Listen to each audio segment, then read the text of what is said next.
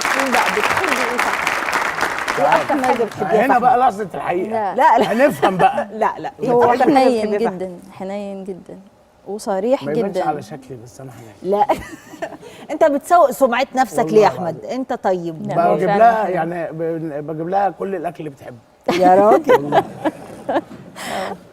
لا قولي لي ايه احلى صفاته يا لا هو ياسمين؟ فعلا هو حنين جدا، يعني حتى لسه النهارده برضه كان لسه بيقول لاختي المهم هي تبقى مبسوطه، فهو فعلا ده اللي شغله دايما، انه عايزني ابقى مبسوطه.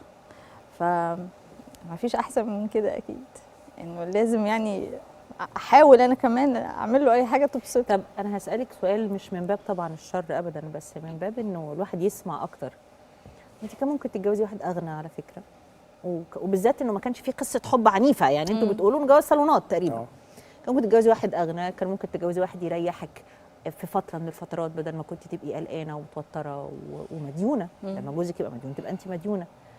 ما بتبصيش للموضوع ابدا من بالطريقه خالص ولا مره فكرت كده، يعني دايما هو كنت دايما بقول لهم الناس ربنا مقسم لهم رزقهم، انا حاسه ان رزقي كله هو، احنا ما عندناش ولاد، فانا حاسه انه فعلا ربنا حط لي كل رزقي في احمد بس، وفعلا مش كلام.